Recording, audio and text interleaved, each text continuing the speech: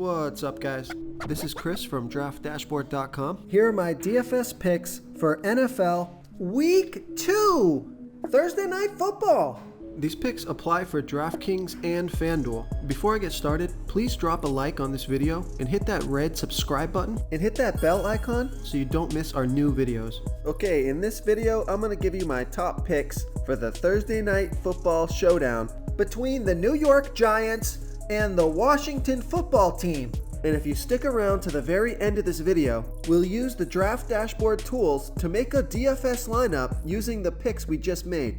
Oh, and good news, guys. Make sure to stay tuned to the very end of this video because we removed the box that was popping up and blocking the lineup. So now you can see a full lineup using these picks that we made in this video if you stay to the very end.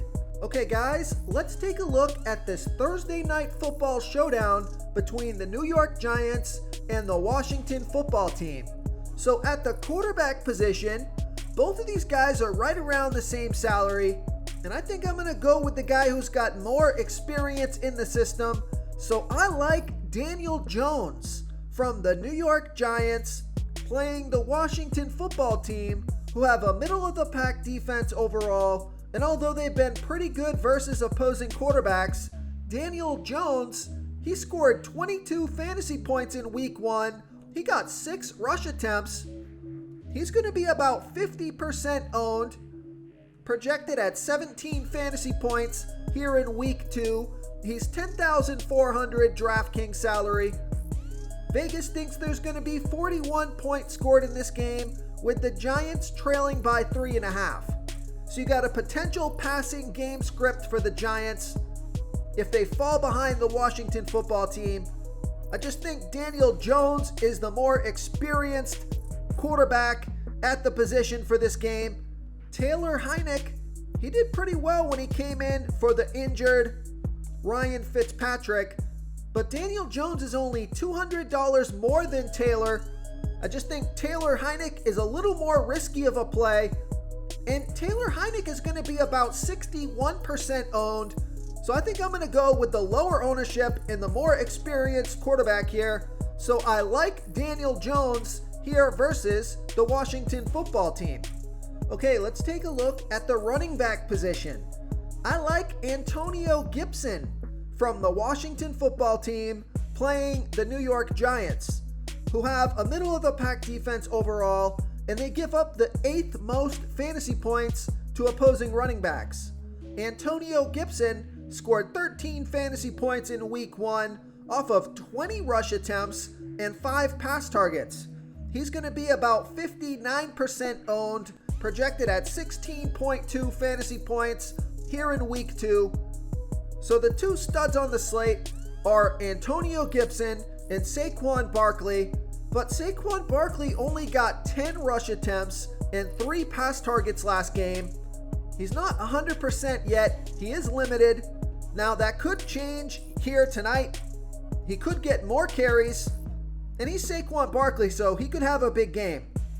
But I'd rather save a little bit salary with a guy that got 25 touches in Week 1 in a game that could turn into a running game script if the Washington Football Team takes the lead. So I like Antonio Gibson here versus the New York Giants. Before I continue with the picks, I'm excited today because we added a new contest for everyone watching. If you want to enter the drawing for $25 PayPal, all you need to do is like this video, hit that subscribe button, and make a quick comment below to be entered into the drawing. We'll reply to a random comment and let you know that you won. And we'll send you $25 PayPal. So it's that easy, and we pick a new winner every Saturday and announce them in our video. So get your comment in now so I can add another entry for you. Now, if you're looking for a low salary, low ownership player, take a look at J.D. McKissic from the Washington Football Team. Now, J.D. McKissic, he only got 1 rush attempt and 1 pass target in Week 1. So that's going to turn a lot of people off. He was only on the field for 36% of the snaps, but he's only going to be about 13% owned, and he's only 2,200 DraftKings salary. He's projected at 7.8 fantasy points here in Week 2. He's got a good matchup and he could be more involved in the offense this week. So I think as a low ownership, low salary, sleeper pick, I think he makes a lot of sense on this showdown slate. So I like J.D. McKissic here versus the New York Giants. Okay, let's take a look at the wide receiver position. I like Sterling Shepard from the New York Giants playing the Washington football team, who have a middle-of-the-pack defense overall, and they give up the 7th most fantasy points to opposing wide receivers. Sterling Shepard, he scored 27 fantasy points in week 1 off of 9 pass targets. He was on the field for 95% of the snaps. He's going to be about 33% owned, projected at 13 fantasy points here in week 2. He's $8,000 DraftKings salary. So he's got a great matchup here. Looks like he's the number 1 target. He's got more experience in the system with Daniel Jones. Now, Kenny Golladay, he's a great wide receiver, but my guess is he's still learning the system. He did get 6 pass targets and scored 10 fantasy points. So Kenny Golladay could have a big day as well. But I think the safer play would be to go with Sterling Shepard here versus the Washington football team. Now, really, all 3 of these New York Giants wide receivers are in pretty good spot here. Darius Slayton, he's only $6,600 DraftKings salary.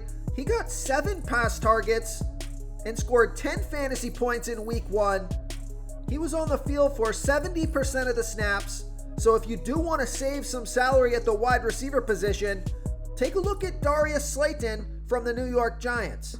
Real quick, guys, I got great news. For a limited time, we're offering a full 30-day trial to Draft Dashboard. You can try all of our DFS tools for all sports. Our NBA tools are awesome. This is a great time to get in and try everything for 1 month. The tools are all about saving research time. You can see the last 3 games, the fantasy points per game, the targets they got per game, so you can see how involved they are in the offense, the rushes they got per game. Seeing all this stuff on one screen helps you save time and make better picks. Oh, and if you're tired of doing research every day, we just added a cheat sheet that shows hand-picked plays for the slate. No confusing stat lines, no headaches, just a simple cheat sheet that shows the absolute best players for your lineups. Okay, now the stud wide receiver for the Washington football team is Terry McLaurin. He scored 10 fantasy points off of 4 pass targets. He's going to be about 51% owned. He was on the field for 100% of the snaps, projected at 15.2 fantasy points here in week 2. He's $9,000 DraftKings salary. Now, he only got 4 pass targets in week 1, but that could change here tonight. This guy probably has the most upside out of any of the wide receivers on the slate, but he does have the most ownership and he's the most expensive. And he doesn't have a great matchup. The New York Giants are giving up the 10th fewest fantasy points to the wide receiver position. But don't discount Terry McLaurin. I wouldn't ignore him on this slate, but I do like the New York Giants wide receivers better. So I also like Terry McLaurin here versus the New York Giants. Okay, now if you're looking for a sleeper pick or a low salary wide receiver, take a look at Dami Brown from the Washington football team. Dami Brown, he got 4 pass targets in week 1. Now, he only scored 1 fantasy point, but he is only $1,400 DraftKings salary, projected at 7.3 fantasy points here in week 2. He's going to be about 24% owned, and one of the reasons I like this pick is because he was on the field for 93% of the snaps. So a guy that's only $1,400 DraftKings salary, on the field for 93% of the snaps, and got 4 pass targets in week 1. I think that makes him a fantastic value play. So I like Dami Brown here versus the New York Giants. Okay, moving on to the tight end position.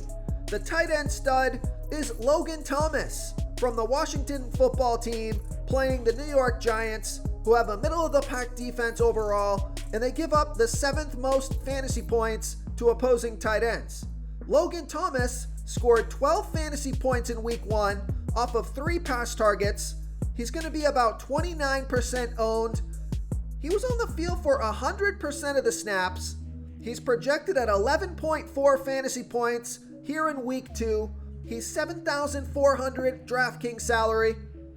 So he's got a great matchup and by far the best tight end on the slate.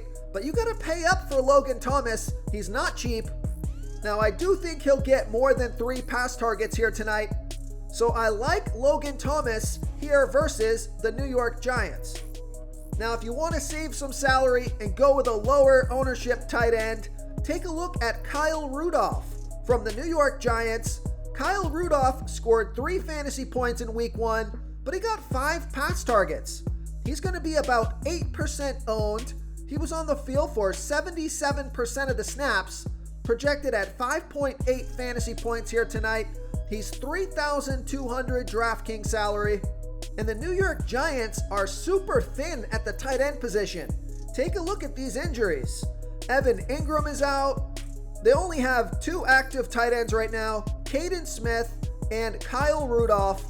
And Caden Smith didn't get a pass target last week, so it looks like Kyle Rudolph is going to be the active tight end for the Giants this week. So I think he could be a sneaky, low salary, low ownership play. So I like Kyle Rudolph here versus the Washington football team. If you want to try all these daily fantasy tools for yourself, click the link in the description below this video or just go to draftdashboard.com.